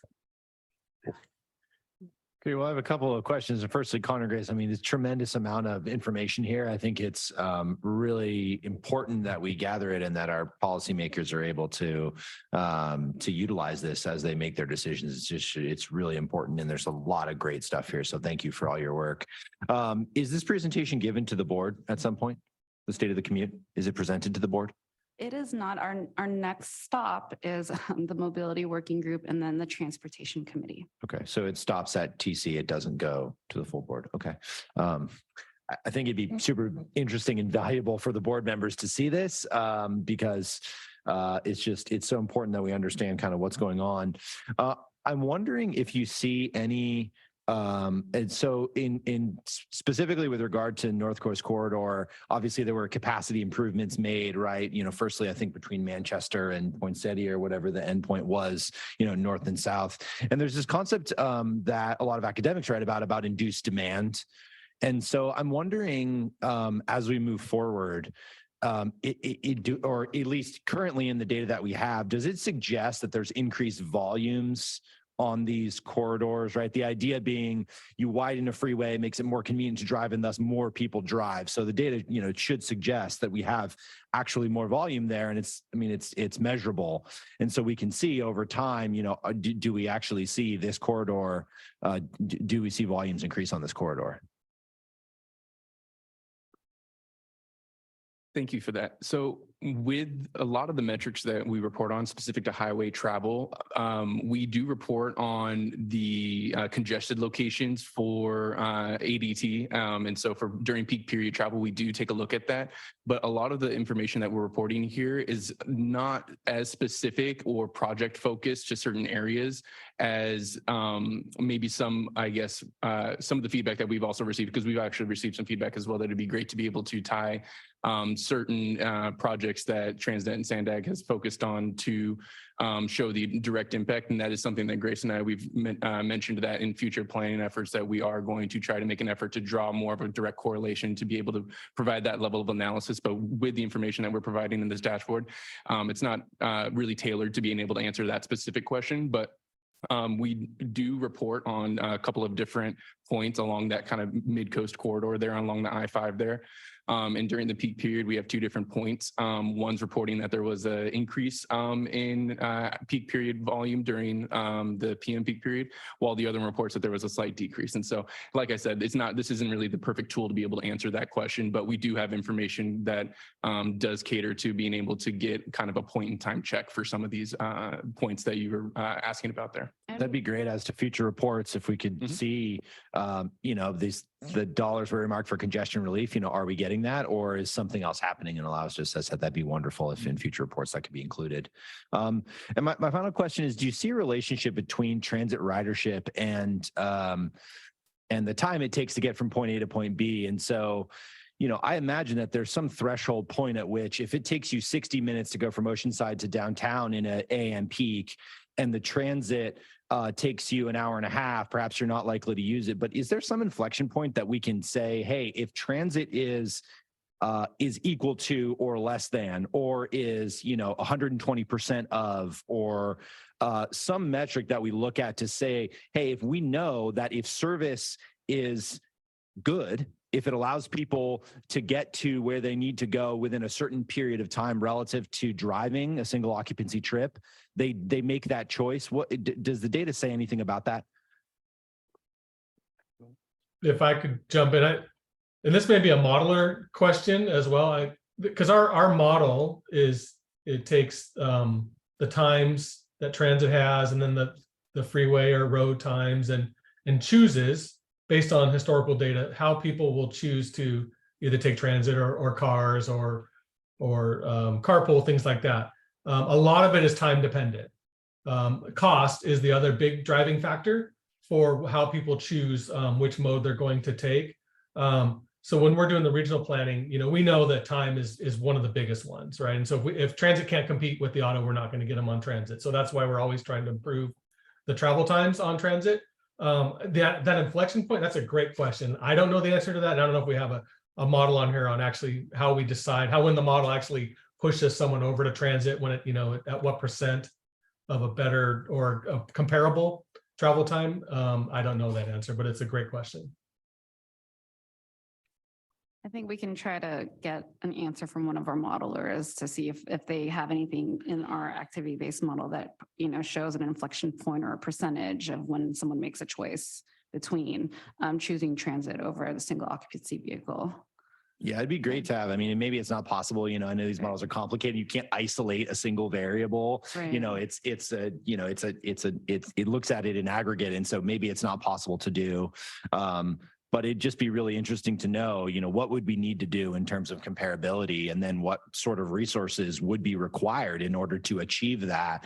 I think would be really great. I lied. I have one more question, which is, when looking at the bus occupancy, it looks like most routes are 80% or so on average empty, and I'm wondering how that compares, if at all, how that compares to other kind of regions. Looking at it in isolation, you could say that's terrible that all these seats are empty, but relative to other areas, it may not be all that unusual. And obviously service drives demand. And so you have to have a level of frequency in order to incentivize people to ride it.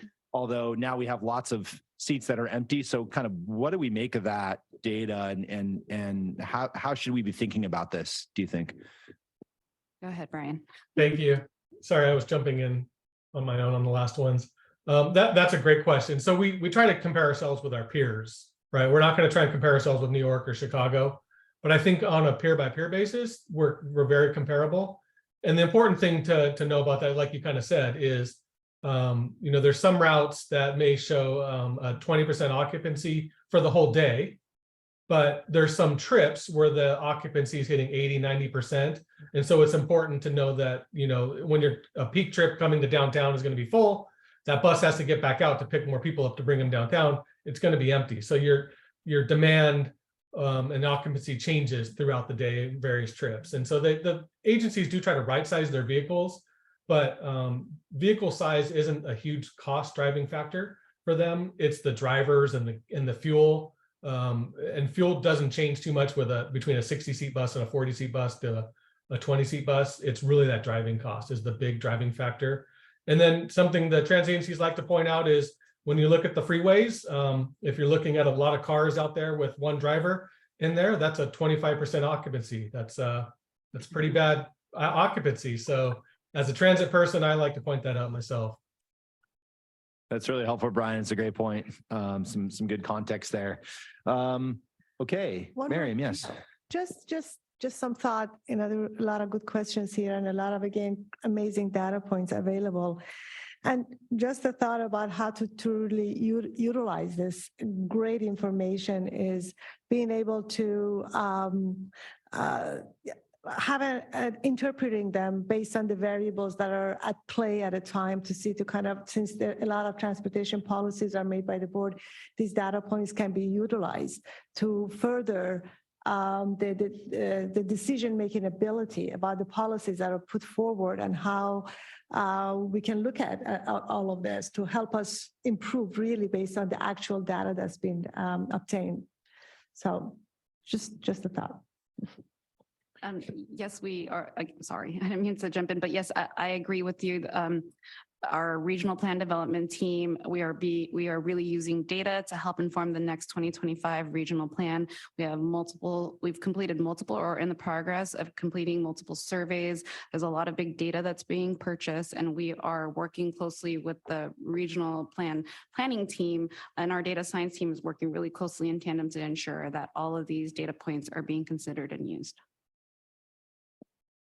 Well, thank you, Grace and Connor. Thank you so much for a wonderful presentation. We appreciate it. Okay, we're slightly behind schedule here, so we'll try and make up some time. We're going to go to item 12 on our agenda, and that's the draft 2023 ITALK annual report, and this item will be presented by Michael.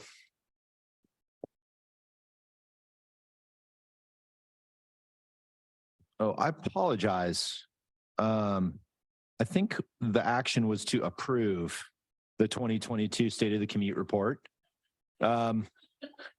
So I'm just looking at this. Michael, hold that thought. After all the engaging discussion that we had, we forgot actually to take our action. So I'd like at this time to make a motion that we approve the 2022 State of the Commute report. I second. Wonderful. We have a motion and a second. Clerk, please call the roll. Thank you. For real estate right-of-way acquisition, Chair Frankel. Yes. Licensed civil traffic engineer is absent. For contractor construction is also absent. For biology environmental, Lorraine Alquist. Yes. For finance and budgeting, Miriam Babaki. Yes. For licensed engineer, Les Hopper. Yes. And CEO private sector, Sunny House. Yes. And that motion passes unanimously with those members present. Thank you so much. All right, now we will move on to item 12. Sorry for the footfall there, Michael. Thank you. I'll try to keep my item short. Good morning, members of the ITALK. How's everyone doing? I am excited to be here today to present the second draft of the 2023 ITALK annual report. So I know we've just recently gone over the contents of the report at the last meeting, but we have two new wonderful members with us here today. So I think it's important that we go over the sections once again. And just as a quick recap, at its February 8th meeting, the ITALK gave directions to staff to begin developing the 2023 annual report. And then a first draft was then brought to the ITALK for review at its May meeting. And then staff took any feedback the ITALK had and applied it to the second draft, which we have brought for you here today. So today, what we're asking from the ITALK is to please review this second draft of the annual report and then give any feedback or recommendations that you may have. So I will now go over each section of the draft. If you would please follow along with the copy in your agenda packet. All right, to start, the annual report starts with a letter from the chair, which gives an overview of the ITALK's direction for the future, key accomplishments, along with an overview of what the annual report covers. On page 2, there is a section covering the 2023 and 2024 ITALK goals, along with the status update for each goal. From page 3, there is a newly added section previewing the objectives and focus areas of the upcoming 2024 Triennial Performance Audit. From page 5 is the results from the 2021 and 2018 Triennial Performance Audits, along with the progress made on critical recommendations. On page 7, there is a new section on the results of the fiscal and compliance audits. On page 8, there is a funding highlights section for FY 2023 through 2027, along with charts comparing Transnet dollars to other funding types and a breakdown of funding by Transnet sub-program. From page 9, there is a progress highlight section covering priority projects and key initiatives with descriptions and accomplishments of upcoming milestones. Lastly, on page 13, there is a section on how readers may get involved, access ITALK meetings, ask questions, and more. So now that we've gone over the draft, I think it's important to highlight a few changes that we have made that you may have noticed. We have 2 new sections that we've added to the annual report, one for the FY 2024 Triennial Performance Audit and one for the FY 2022 Fiscal and Compliance Audit. While the scope of work for the Triennial Performance Audit and the results for the Fiscal and Compliance Audit have yet to be finalized, we hope that these sections will give you better insight on what your final draft will eventually end up looking like. We've also made a few different changes based on your suggestions from the last meeting. We have made 2 changes to the Triennial Performance Progress section. At the end of each recommendation description, we've added an expected completion date to hopefully help clarify the actual progress that we have made on each of these recommendations. We've also added a link to the most recent report taken to the ITALK that updated the ITALK on progress made on said recommendations. Lastly, in the program highlights section, We have also added 2 more funding type indicators to better distinguish the funding sources for each of the programs mentioned. All right, so if there are any changes the committee would like to see in their annual report, staff will go ahead and implement those, and then we hope to bring a final draft to your next meeting for your approval. Thank you. That concludes my presentation, and we are open to any questions the committee may have. Thanks so much, Michael. Madam Clerk, do we have any public comments on this item? Thank you, Chair. There are no public comments. Okay, thank you. We'll bring it back to committee members. Questions or comments on the annual report? Yes, Sunny. I just have a question about the 2024 TPA audit and the objectives. We're doing this in a phased approach. So are these really generic enough to, be accepted or be included? Or, I just want to make sure, what if we don't follow one of these types of programs once we know what the interview results are? Go ahead and answer that. Do we need to have this in here? Yes. Hi, Sarah Sadigian. And that is a great question. And I think the best approach would be to include just the topics as just a general or big picture, because as you said, the scope might change depending on the result of the interview. So if the subcommittee and the ITAC agree on that, that's definitely something that I think. Yeah, I'm just even wondering why bring it on here, because we're just starting out. What was the thought process to include 24, which hasn't even happened yet? So we did have recommendation at a previous meeting to include this section, just to, I guess, clarify exactly what the ITAC is doing or plans on doing over the next year, and some of the actions that ITAC has done. Okay, I didn't remember that, but that's okay. I just, to me, again, it's an annual report, which is for last year. So, or end of 23. So anyway, I don't remember that comment, but. If the ITAC agrees, we do not need to include it as part of this year's, but like Michael said, it was a recommendation from the group. And so we did put it in. So if that's something that you don't want to see going forward as part of the FY23, we can include it as part of the FY24. I think what happened last time was we were actually looking at doing all these different things. And then when the subcommittee met, we realized that we cannot necessarily do everything we had requested because of budget issues.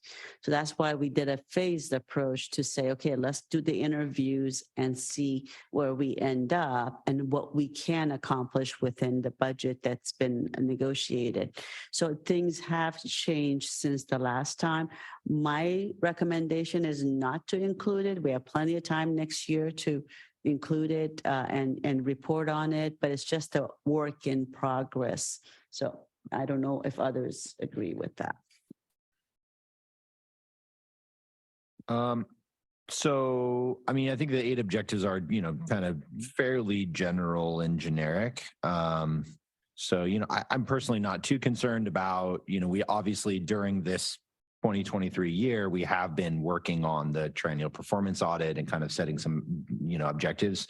But Sunny is absolutely correct in that the scope is not, will be phased, and we don't exactly know what we're going to be doing. I don't think it's harmful to include in the annual report, but I don't have a strong opinion about really about it either way. So I would defer to the other members if they think that we should remove this. But generally, Michael, I think that the changes were made were very helpful and that the report, is very well laid out. I really think it's easy to follow and read. And I want to thank you for all your efforts on it.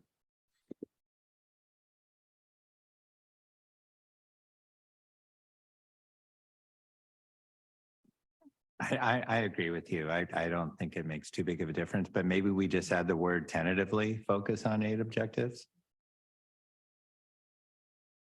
And then that leaves some wiggle room. That is ongoing, so it's just something that we are focusing on, but not necessarily decided yet. Okay. So, okay. Mary? Thank you. Sounds good. Okay. With that caveat, Michael, we can add that the objectives are, tentative, and that just please, make sure that that's clear. Awesome. Sounds good. Great.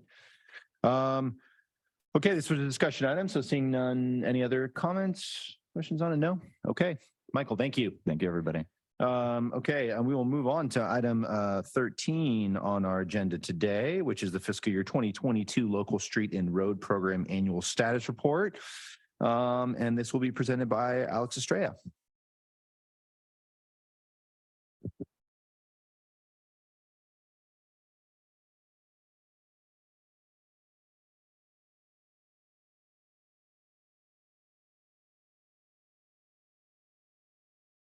Good morning. I know it's the last item, so I'll try to keep it short, but also informative. So keeping within the spirit of annual reporting elements under the Transnet's program, what you're going to be hearing about today is the Local Streets and Road Program. My name is Alex Estrella, and I'm the Technology Planning Manager for SANDAG. So the item before you is the FY 2022 Transnet Local Streets and Road Program Annual Performance Report. And what I like to do is just walk you through the submission by the local agencies, including attachment 1 of the staff report agenda packet. So we do this annual report where we reach out and solicit data from the for the Local Streets and Road Program from the local agencies and the county officials. And we do this every year.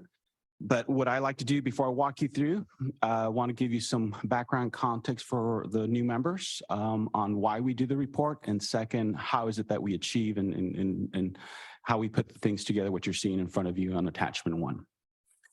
So on why, so this report was the basis to address you heard from Grace, the 2018 Transit Triennial Performance Audit. This was actually based on the first one, which is in 2012, where there was several recommendations, 3 through 6, that really place focus on making sure that SANDAG plays a greater role in tracking, reporting on the Local Streets and Road Program. So as part of that process, going back to 2013, SANDAG worked with local agencies and also ITOC at that time, really trying to understand what readily available exists on the Local Streets and Road Program. But through that process, also trying to understand what level of effort it would take to undertake a reporting effort on an annual basis for the Local Streets and Road Program. But also within that context, trying to understand if we were to implement something, make sure it's not duplicative of the existing reporting activities for the ITOC under the Transnet Local Streets and Road Program. So what we learned through that process is that readily available data for Local Streets and Road Program at that point varied significantly across the agencies. Some agencies did report on some outcome or some output performance or even CIP type of description of the Local Streets and Road Program, but there was not one consistent approach across the local agencies. 2, we also learned from in discussions with the local agencies that there's no automated way to collect that data, output or outcome type of data. So if anything would be achieved, either try to exercise and implement without duplicating any efforts, sort of existing data collection efforts. And finally, we also learned that in order to implement something that's consistent across, if we were to implement something at the same time, that we want to maintain flexibility, we want to do or put something that would be an undue burden to local agencies, but also implement something that would maintain reporting compliance if we were to implement this. So those are the why out of the triennial performance audit that came about, and really the how is the recommendation at that time with local agencies, and again approved by ITOC at that time, was to implement a data reporting component where it would be in narrative format. So it did provide the local agencies to provide insight to Local Streets and Road Programs. And that's what you see here on attachment 1, where it is a narrative format. And we do this on an annual basis, and we do that and produce that for all local agencies. Now, I'm going to just take some time and give you kind of the highlights for this annual submission. And I'm not going to go through the bullets included in the staff report, but one element that I would like to highlight, at least for this annual submission, is that one of the things that was expressed or noted in one of the sections, and I'll give you a little bit more insight on the noted sections. One common theme for the local agencies that are under construction, they've expressed really a common theme that due to COVID conditions, there were some impacts across the board with delays of the construction, whether it delayed the project schedules, but also included labor shortages, workforce impacts, and also even some staffing resource constraints. And obviously what you've heard likely it's a supply and chain delivery of material. And those common themes or note was expressed again by some local agencies that were under construction in that particular period of reporting for the city of Vista, Chula Vista, San Marcos, Escondido, and Coronado. Other more specific highlights are included in the staff report, and bear with me, I'm going to change my glasses because I just noticed I can't see it looking at it. I apologize. But there are other sort of high level for the particular reporting period in the staff report. But now I'd like to just walk you through an example of one submission, if I may. And if you just follow me in the attachment, which is, I'm just going to highlight the city of Vista, which I believe is page 98 of the attachment, one.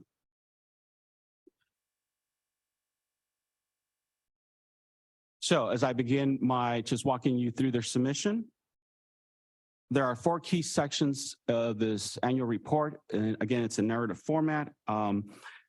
And section 1 includes, gives the opportunity to local agencies to really highlight what were their major achievements for that particular reporting period. And as you could see for the city of Vista, they really highlighted on a project they've been working for some time, which is the downtown beautification and streetscape construction project. They also highlighted some completion of curb and sidewalk improvements for 40 sites within their agency, really to meet or bring up to standards to the American with Disabilities Act or ADA requirements. And also they did highlight some output type of efforts completed on the local streets and road program, over 24.4 lane miles for pavement restoration. Again, these are all projects that were applied local streets and road program. So section 8 provides an opportunity for local agencies to highlight what they've done for that particular year. Section B essentially is the same, but we provide that the ability to, the opportunity for them to list other projects that otherwise they wouldn't highlight, but for that particular year. And then section C, it again in narrative form provides the opportunity for local agencies to highlight what are their anticipated activities for the next fiscal year reporting.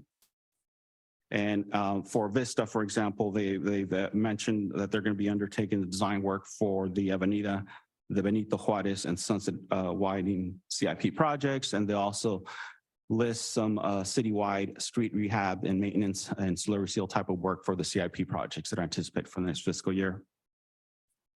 Section D gives them really an opportunity to, raise awareness to the public, or any other, highlights that under the local streets and program that they achieve by providing pictures or links to those specific projects.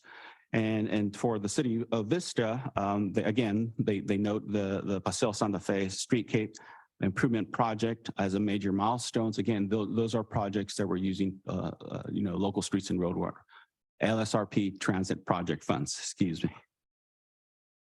And finally, the last section, the template includes an opportunity for local agencies to note any challenges, either drawing down the Transnet funds or any challenge that they've encountered during that particular year.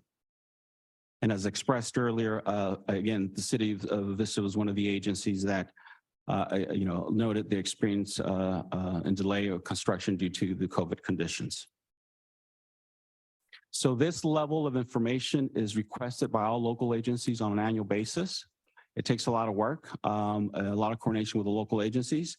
And I just would like to acknowledge my intern, Reverend Vasquez, who's behind me, and she does a lot of the work that puts all this information together. Working with local agencies, making sure that they do and complete their submissions. But before I conclude and open up for any questions, again, what I would like to also emphasize is, as Grace alluded and spoke to earlier, what you've seen from the State of the Commute report, kind of that digital platform and collecting a lot of performance statistics. One of the things that we are working now that the dashboard has been completed, we have been in discussions across the teams, with the SANDAG teams, and making sure that we coordinate and complement all the reporting components, including at least for the data included in here. And I understand there's a question asked in terms of how are we and when are we going to include local streets and road program in the state of commute? We are working through that, but at the same time, we want to make sure that it complements each of the efforts across the activities for the Transnet program. That pretty much concludes my presentation. I'll be happy to answer any questions. And if I can answer any questions related to the specific submission, I try to answer. Otherwise, we could come back with the local agency's response or even bring them back in here if you have a specific question. Thank you. Thank you so much, Alex, for your presentation. Madam Clerk, do we have any public comments on this item? Thank you, Chair. We do have one public comment, the original draw. You can go ahead when you're ready. Actually, I wanted to speak on the last item as well, but you didn't call on me. So this again, just like with data and like when I was talking about item 10 and the data, I'm talking even vehicle miles traveled, not just how many cars pass. You're collecting data on vehicle miles traveled because that's what then we're going to be taxed on. And you're also purchasing data to include. So at that point, you're not in control of how that data is being collected.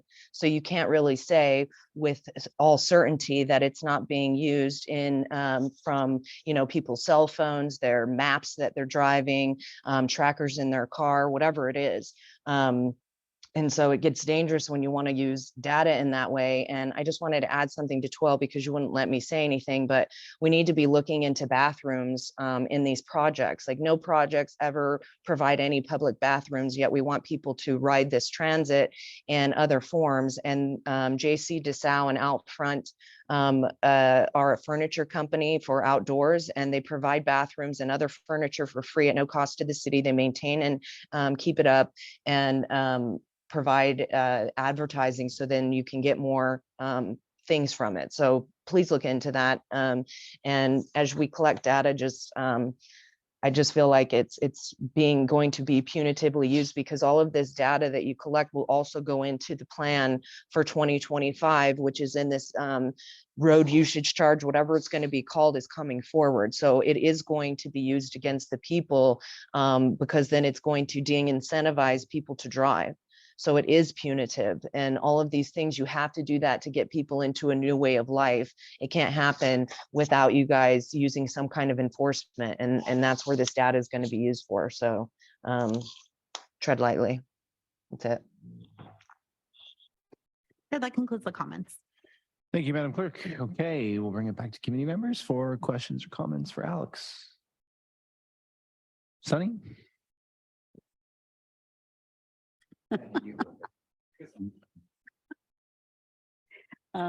First of all, thank you for this format.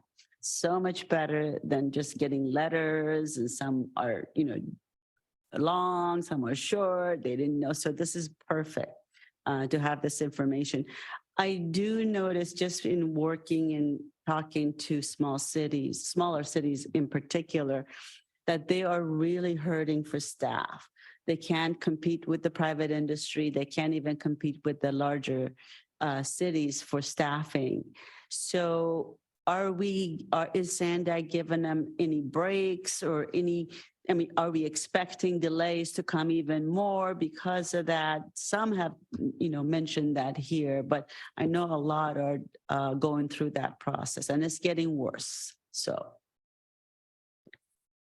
Great comments, Sunny. I mean, I could tell you from personal experience, trying to bring somebody on board for my team, it's we're competing with the private industry. Yeah, I mean, we've recognized that, and I talked to a lot of the local agency officials too. And at this point, we're just working with them, and we recognize that there's needs, but to the extent possible, as we coordinate these activities, that if they need an extension, we work with them. Other questions, comments? No.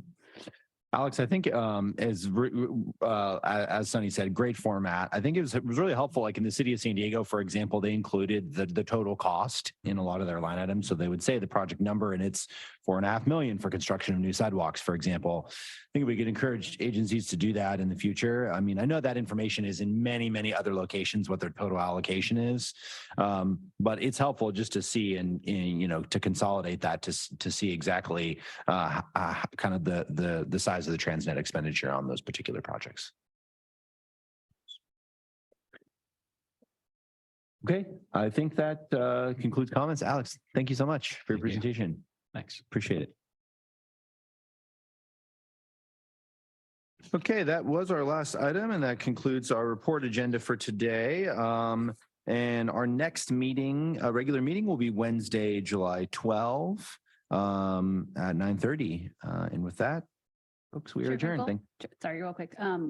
Just, I know you wanted to maybe announce that next month we'll be choosing a new chair and vice chair. Yes, thank you. So next month, we will have an item to select a new chair and vice chair. So if you are interested in serving any of those positions, please consider that. And we will be discussing that at the next meeting.